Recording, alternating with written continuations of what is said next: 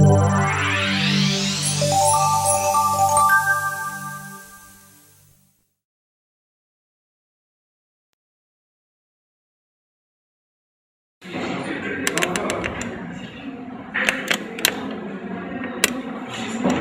Donc, comme vous remarquez, j'ai modifié un peu l'intitulé de la communication, les mécanismes juridiques de la sécurité des contrats sous forme électronique. Pourquoi cette modification? Vous allez le découvrir à travers l'introduction de ma présentation. Alors, le fond de mon intervention, tout d'abord une introduction, par la suite une première partie sur les mécanismes juridiques de la prévention, deuxième partie sur les mécanismes juridiques de répression, troisième partie l'insuffisance des mécanismes juridiques de sécurité des contrats sous forme électronique, et enfin la conclusion. Alors tout d'abord, au niveau de l'introduction, j'ai 4 points à développer. Le premier, c'est la sécurité. En quoi consiste la sécurité? Alors, les critères de la sécurité informatique et des réseaux, le sommet mondial de la société de l'information et notamment l'agenda de Tunis qui résulte de ce sommet, c'est un document très important à consulter. Le commerce électronique et la différence avec les contrats de commerce électronique et la justification de la modification de l'intitulé de cette communication. Alors tout d'abord la sécurité. Alors la sécurité dans le sens courant, on distingue en réalité entre la sécurité en tant qu'état d'esprit. L'état d'esprit, c'est-à-dire qu'une personne se sent en sécurité. Il se sent confiant et il est en sécurité. Et il y a le deuxième sens, c'est que la sécurité, c'est une situation dans laquelle il n'y a pas de danger. Donc, soit on a une personne qui se sent sécurisée, qui a une culture qui ressent qu'elle est sécurisée. Et à ce titre, donc, en réalité, je veux bien mettre l'accent sur cet aspect. Parce que, généralement, dans chaque nouveau produit, il y a une certaine réticence chez les utilisateurs. Même si je vais, par exemple, mettre sur le marché un nouveau produit alimentaire, toute personne va s'inquiéter. En quoi consiste sa composition? Quels sont ses effets? Vous remarquez cette question même dans le domaine des médicaments. Un nouveau médicament, quels sont les effets négatifs? Donc j'ai peur de ce nouveau produit. Donc c'est l'insécurité. La même chose, lorsque je vais utiliser les technologies de l'information pour faire du commerce, y a-t-il des risques? Est-ce que mes données peuvent être piratées, utilisées par d'autres personnes, etc., etc. Et donc, si on amplifie, je dis bien on amplifie cet aspect de conscience d'insécurité, le commerce électronique ne peut pas se développer. Cela ne signifie pas qu'on doit adopter le commerce électronique sans mesure de sécurité, mais il ne faut pas être très gêné par l'insécurité, parce que le risque zéro n'existe pas. Et moi, même dans le monde réel, il y a des problèmes d'insécurité. Donc, ce qu'on constate, c'est que la sécurité est une contrainte fondamentale dans les systèmes de flux financiers, qu'il s'agisse de transactions électroniques ou non. Dans le monde réel, il faut assurer une sécurité physique, tandis que dans l'univers du commerce électronique, il faut s'appuyer en plus sur des moyens électroniques pour protéger les données, les communications et les transactions. Alors, les solutions de sécurité informatique et des réseaux doivent contribuer en réalité à satisfaire les critères suivants. Il y a 4 critères qui ont été soulevés le matin par Madame Noël, je pense, donc, qui a représenté, ou bien Manel, voilà, qui a représenté l'Agence nationale de certification électronique, donc l'intégrité, la confidentialité, l'identification et l'authentification, la non-répudiation. J'ajoute le 5e critère qui est la disponibilité, c'est-à-dire la disponibilité du système pour une session de travail. Alors le droit, pourquoi le droit? Pourquoi il y a beaucoup d'interventions juridiques dans ce colloque? Le droit, tout comme l'informatique en réalité, s'intéresse à tous les domaines de la vie sociale et des relations humaines. Le droit, vous savez très bien qu'il a pour objectif d'organiser la vie en société. Même s'il s'agit d'une société de l'information, le droit donc il intervient. Le droit donc ne peut pas se désintéresser des technologies de l'information et de la communication, dont on reconnaît l'importance et l'impact quotidien sur le monde contemporain, au point que l'on parle de société de l'information, pour laquelle un sommet mondial a été organisé dans sa deuxième phase à Tunis en 2005. Alors, à travers l'agenda de Tunis, on constate dans son point numéro 39 que les États annoncent: nous cherchons à instaurer un climat de confiance et de sécurité pour l'utilisation des TIC en renforçant les bases de cette confiance. Nous réaffirmons qu'une culture mondiale de la cybersécurité doit être encouragée, développée et mise en œuvre en collaboration avec toutes les parties prenantes, comme défini par l'Assemblée générale des Nations unies dans sa résolution numéro 57-239 et par d'autres instances régionales compétentes. Donc, on insiste sur l'aspect culture mondiale de la cybersécurité. C'est très important d'intégrer l'aspect culturel. Et déjà, M. Sami Koudakous, le matin, a soulevé indirectement le problème culturel. Cette culture suppose des actions au niveau national et une coopération internationale accrue afin de renforcer la sécurité tout en améliorant la protection de la vie privée et des informations et données à caractère personnel. La poursuite du développement d'une culture de la cybersécurité devrait renforcer l'accès et les échanges, tenir compte du niveau de développement socio-économique de chaque pays et respecter les aspects de la société de l'information qui privilégient le développement. Les États annoncent aussi, dans le point numéro 40, nous soulignons combien il est important de poursuivre les auteurs de cyberdélits.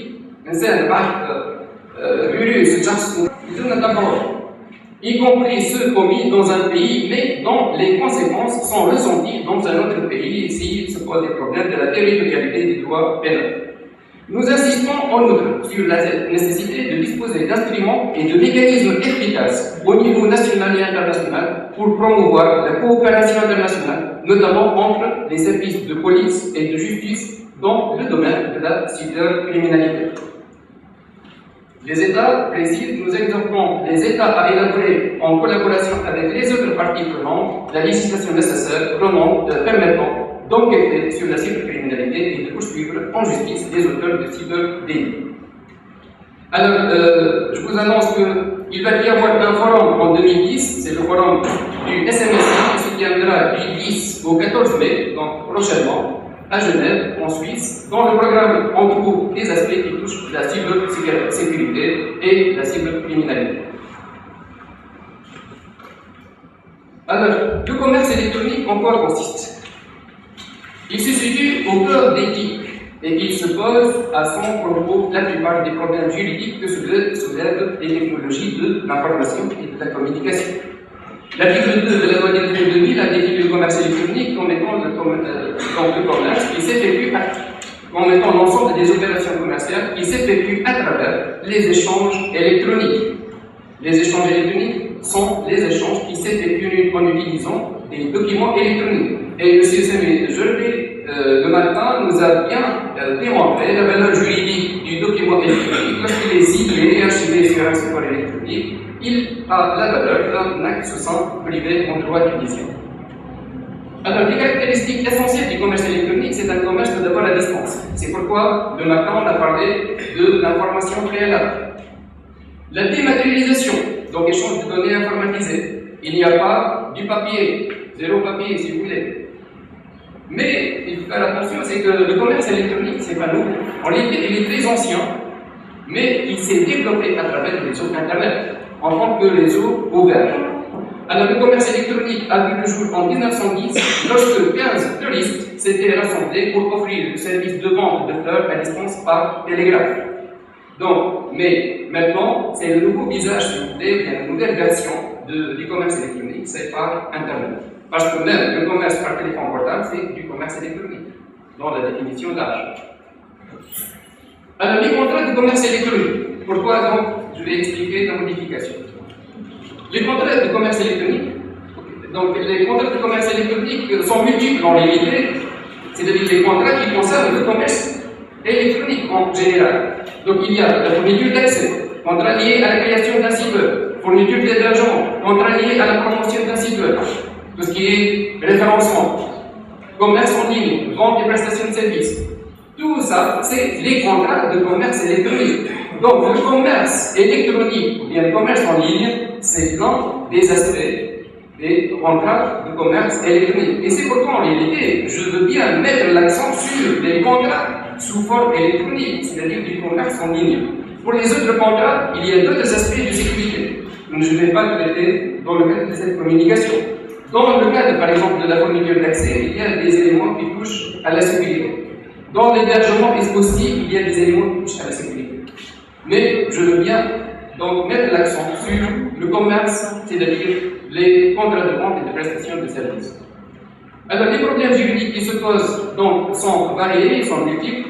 Question de la signature et la preuve, la réglementation de la certification, la protection des données à caractère personnel, les problèmes liés au paiement en ligne, les questions de droit international privé. Déjà, le CXM nous a présenté une communication sur le contrat électronique international, le droit fiscal et le droit douanier, cybercriminalité, etc. Alors, la problématique que je vais traiter dans le cadre de cette communication, en quoi consistent les mécanismes juridiques adoptés en droit tunisien en vue de garantir la sécurité des contrats sous forme électronique. Alors, pour répondre à cette problématique, j'ai opté pour un plan composé, comme je l'ai présenté, de 3 parties. La première, les mécanismes de prévention, REPAI, les mécanismes de répression, RADA, et les insuffisances qui existent en droit tunisien et qui constituent un obstacle au développement du commerce électronique. Tout d'abord, donc, voilà la démarche que je vais suivre. Tout d'abord, les mécanismes de prévention, REPAI.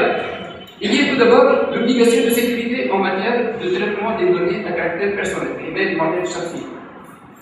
L'audit obligatoire et périodique de la sécurité informatique. Et troisièmement, la certification électronique. Alors, concernant l'obligation de sécurité, l'article 18 de la loi organique du 27 juillet 2004 relative à la protection des données à caractère personnel précise toute personne qui effectue personnellement ou par une tierce personne le traitement des données à caractère personnel est tenue à regard des personnes concernées de prendre toutes les précautions nécessaires pour assurer la sécurité de ces données et empêcher les tiers de procéder à leur modification, à leur altération ou à leur consultation sans l'autorisation de la personne concernée. Donc il y a obligation de prendre les précautions nécessaires. Une obligation de moyens, il faut prendre les précautions nécessaires. On va voir en quoi consiste.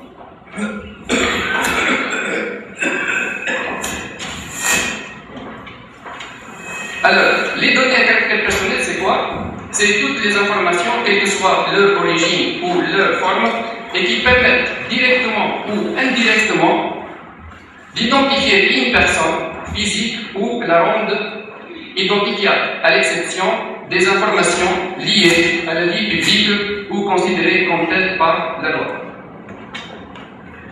Le traitement, donc c'est toutes les opérations réalisées d'une façon automatisée ou manuelle par une personne physique ou morale et qui ont pour but notamment la collecte, l'enregistrement, la conservation, l'organisation, etc. des données. Donc en réalité, le mot traitement, c'est pas simplement le traitement sur le clavier pour la collecte, mais toute opération, même le transfert des données. Alors, les précautions. Ces personnes doivent empêcher que les équipements et les installations utilisées dans le traitement des données caractère personnel soient placés dans des conditions ou des lieux permettant à des personnes non autorisées d'y accéder. Je m'appelle l'ordinateur à la disposition du public. Empêcher que les supports des données puissent être lus, copiés, modifiés ou déplacés par une personne non autorisée. Je connais local, etc. Qui m'a donné l'exemple là, c'est Ahmed Loueti concernant Pâtisserie Masmoudi qui fait un site web spécial, donc à travers lequel donc, on ne peut accéder que par les mots de passe, etc. Empêcher l'introduction non autorisée de toute donnée dans le système d'information ainsi que toute prise de connaissance, tout effacement ou toute radiation des données enregistrées. Empêcher que le système de traitement d'information puisse être utilisé par des personnes non autorisées. garantir que puisse être vérifiée a posteriori l'identité des personnes ayant eu accès au système d'information, sauvegarder les données par la constitution de copies de réserve sécurisées, empêcher que les données puissent être lues, copiées, modifiées, effacées ou ralliées lors de leur communication ou du transport de leur support. Alors, le cryptage, comme moyen permettant de sécuriser le transfert des données, appelé aussi encodage d'informations, il interdit la lecture d'informations par des personnes non autorisées et permet de sécuriser les données. Il s'agit de l'utilisation de codes ou signaux non usuels permettant la conversion des informations à transmettre en des signaux incompréhensibles au tiers ou l'utilisation de codes et de signaux indispensables à la lecture de l'information. C'est pourquoi on trouve deux types de cryptage. Le procédé de transposition qui modifie la succession des caractères à l'aide d'un algorithme. جملة مثلا école supérieure de commerce, école,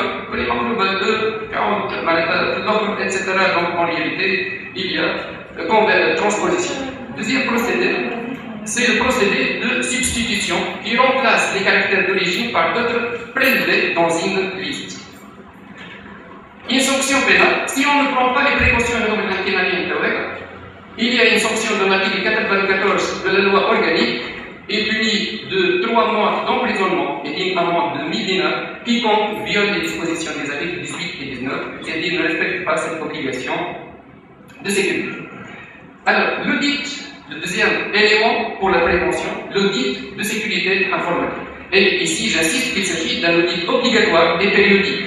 Alors, on va déterminer, vous avez le cadre juridique, c'est la loi du 3 février 2004 sur la sécurité informatique, des décrets d'application, on va déterminer le domaine, la procédure et la périodicité. Concernant le domaine, juste j'attire votre attention que donc, vous avez les systèmes informatiques et les réseaux soumis à l'audit obligatoire et périodique. Tout d'abord, les systèmes informatiques et les réseaux relevant des divers organismes publics, à l'exception du ministère de l'Intérieur et du ministère de la Défense nationale. Donc l'école supérieure de commerce est soumise à l'audit obligatoire de la sécurité informatique. Deuxièmement, les systèmes informatiques et les réseaux et organismes publics et privés suivants. Tout d'abord, les opérateurs des réseaux publics de télécommunications et les fournisseurs des services de télécommunications et d'Internet, tels que Tunisian, Orange qui va accéder aujourd'hui normalement au marché. Les entreprises dont les réseaux informatiques sont interconnectés à travers les réseaux externes de télécommunications, tels que les banques, la poste, etc. Et les entreprises qui procèdent au traitement automatisé des données personnelles de leurs clients dans le cadre de la fourniture de leurs services à travers les réseaux de télécommunications. Maintenant, on a par exemple la réservation d'hôtels sur Internet. Et par conséquent, les agences de voyage doivent effectuer un audit de sécurité informatique. La procédure d'audit de sécurité informatique, je vais la résumer en réalité. Il y a une enquête de terrain qui va être faite par un expert auditeur. L'expert auditeur, c'est une personne physique ou une société qui est certifiée par l'Agence nationale de sécurité informatique. Donc, il y a une enquête de terrain sur les aspects organisationnels.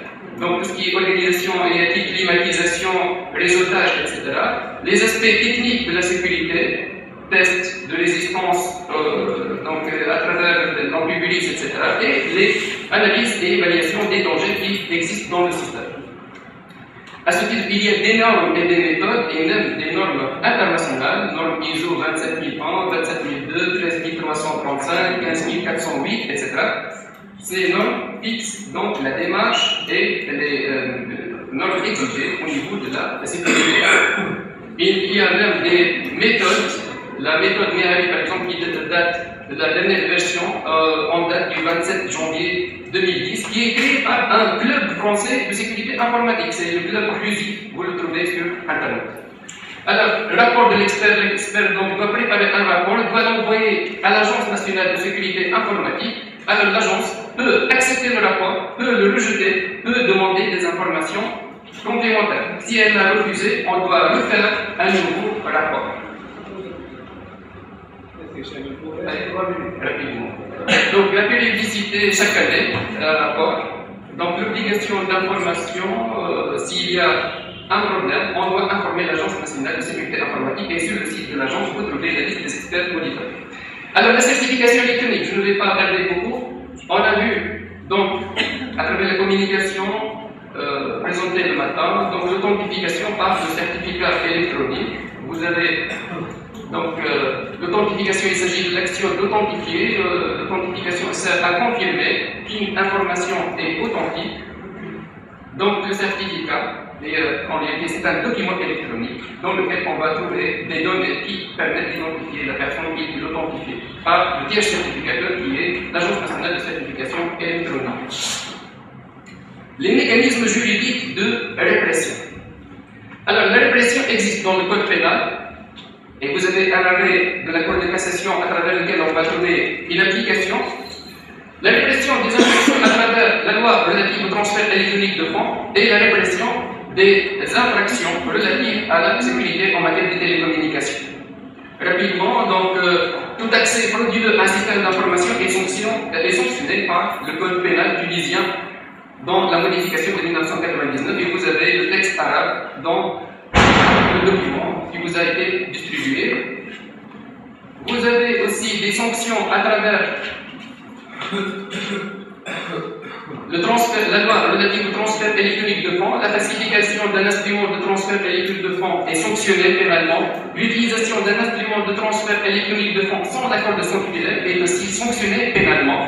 Et il y a eu des affaires d'événements à Tunis. Alors, je veux bien passer à l'insuffisance des mécanismes juridiques. Il s'agit notamment du problème de la répudiation des messages électroniques. La répudiation est le fait de nier ou rejeter qu'un événement a eu lieu. Le message est comme un marquage.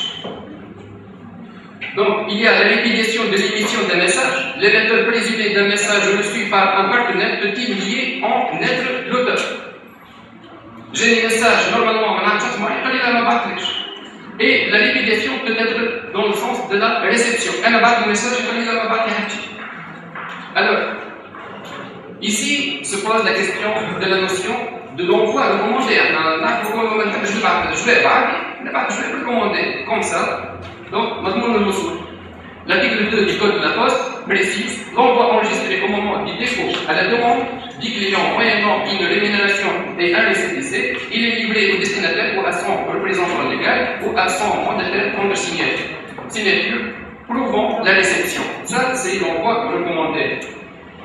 Il y a l'avis de réception, donc Alain de boulot.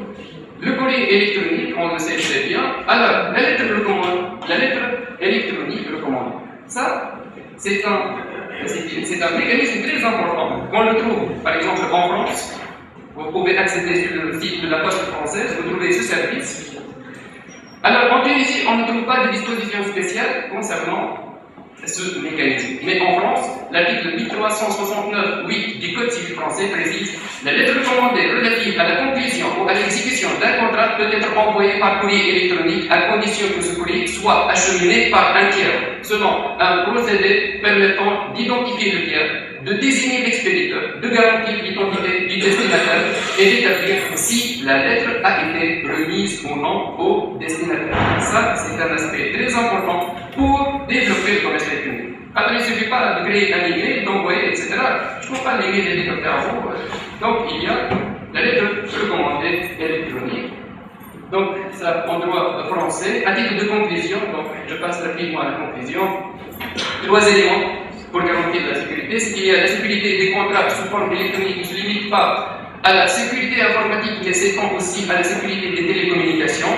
La labellisation des sites web marchands comme élément qui crée la confiance chez les consommateurs et la création d'emplois. Rapidement, juste concernant la labellisation, de nombreux consommateurs donc, sont influencés par l'existence d'un signe de qualité. Ça, un produit alimentaire, donc, pour répondre à ce besoin d'être rassuré, sont apparus de nombreux logos distinctifs et autres choses évoquant une certaine qualité de service, une loyauté des pratiques, une protection des données personnelles et une sécurisation des paiements. Alors, exemple, vous avez Trust, donc l'entreprise Trust qui effectue. Donc, sur le site web, je vais trouver un label. Lorsque vous cliquez sur le label, il vous détermine le cahier des charges qui est respecté par le site web marchand.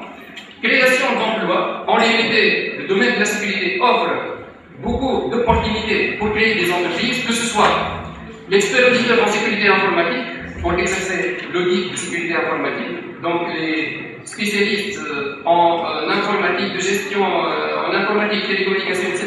peuvent poursuivre donc, pour arriver donc, à la qualité d'expert auditeur. Le cryptage, qui peut être exercé par des entreprises privées. La certification électronique, qui est maintenant exercée par l'Agence nationale de certification électronique, mais elle n'a pas un monopole. Il peut y avoir des entreprises privées.